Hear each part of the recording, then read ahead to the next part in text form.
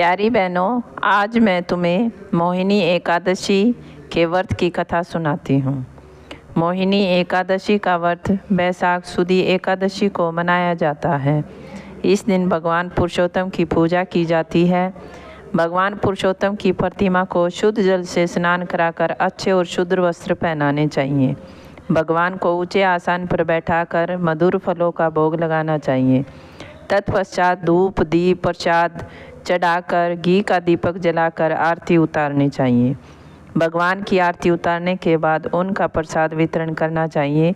उसके बाद ब्राह्मणों को भोजन करवाकर यथाशक्ति दक्षिणा देकर उन्हें प्रणाम कर विदा करना चाहिए।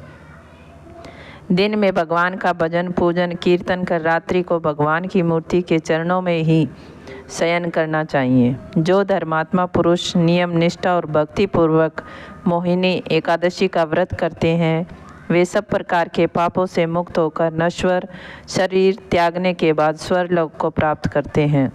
गुरु पत्नी के साथ भोग करने का जो पातक लगता है, वह पातक मोहिनी एकादशी का निष्ठापूर्वक व्रत करने से निवारित हो जाता है। भगवान के चरणों में शयन करने से भगवान की शरण आगतता प्राप्त होने के साथ ही भगवान के प्रति अविचल भक्ति भाव जागृत होता है। तो अब मोहिनी एकादशी की कथा सुनाती हूँ। प्राचीन काल में व्यासरा गांव में एक ब्राह्मण रहता था। उसका एक पुत्र था। ब्राह्मण ने एक दिन विचार किया कि विद्या अध्ययन योग्य आयु का होने पर इसे काशी में गुरुजी के पास ले जाकर विद्या अभ्यास के लिए प्रस्तुत कर दूंगा। 3 वर्ष के बाद वह ब्राह्मण अपने पुत्र को लेकर काशी जा पहुंचा।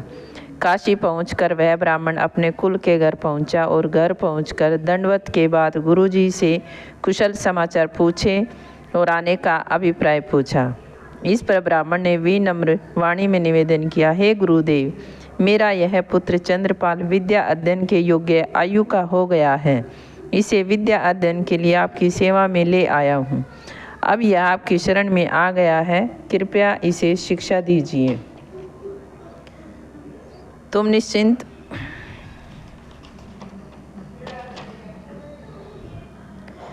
गुरुजी ने कहा, तुम निश्चिंत होकर अपने घर जाओ। मैं इसे शास्त्रों और वेदों का ज्ञान कराकर विद्वान बनाऊंगा।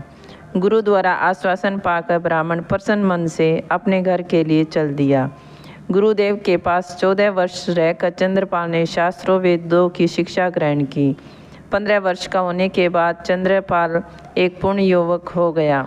एक दिन की घटना है कि संयोगवश चंद्रपाल के गुरु घर पर नहीं थे। वे काशी से बाहर गए थे। घर पर गुरु की युवा सुंदरी पत्नी अकेली थी। गुरु पत्नी को देखकर चंद्रपाल के मन में पाप वासना जागृत हो गई। उसे विश्वास था कि गुरु पत्नी ऐसे पाप कर्म में कदापि तैयार नहीं होगी। अतएव चंद्रपाल ने बलपूर्वक विवश होकर गुरु पत्नी के साथ रमण किया। पुनः गुरु के भय से वह वहाँ से भाग खड़ा हुआ। भागते भागते वह काफ़ी दूर निकल गया। इतने में दिन समाप्त हो गया और शाम घिर आई। पास ही एक कुआं देखकर हारा थका चंद्रपाल कुएं से पानी खींचकर मुंह हाथ धोकर और पानी पीकर वहाँ सो गया। थोड़ी देर पश्चात शिव पार्वती घूमते घूमते वहाँ आ पहुँचे। पार्वती जी ने देखा कि कुएं के पास कोई सो रहा है, तो पार्वती जी शिव जी से कहने लगी, महाराज, दुखी व्यक्ति जंगल में सो रहा है। कृपया चल कर देखिए कि कौन है और क्यों जंगल में सो रहा है। शिव जी पार्वती जी को मना करने लगे, पर तीव्र जिज्ञासा के वशीभूत पार्वती जी ने शिव जी को की बात नहीं मानी। वे उन्हें वहाँ ले गई। चंद्रपाल पहले से ही घबरा हुआ था। उसकी नींद घबराहट और थकावट के कारण थी। वह नींद से चौंक उठा। उसे नींद में ही किसी के आने का आभास हुआ। वह सोए हुए ही चौंक कर बिना देखे ही शिव जी के चरणों पर गिर पड़ा और क्षमा करी।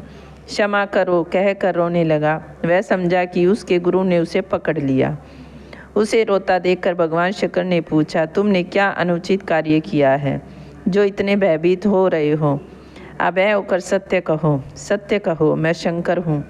भगवान की वाणी से आश्वस्त होकर चंद्रपाल ने अपनी संपूर्ण पाप कथा भगवान को कह सुनाई। उसकी स्पष्टवादिता और पश्चाताप भावना देखकर भगवान शंकर दया द्रवित हो उठे। वे बोले, तुम बैसाख सुदी पक्षी को मोहिनी एकादशी का व्रत करना। उस दिन व्रत रख भक्ति भाव से भगवान पुरुषोत्तम की पूजा करना। तुम्हारे पाप का यही एकमात्र प्रायश्चित है।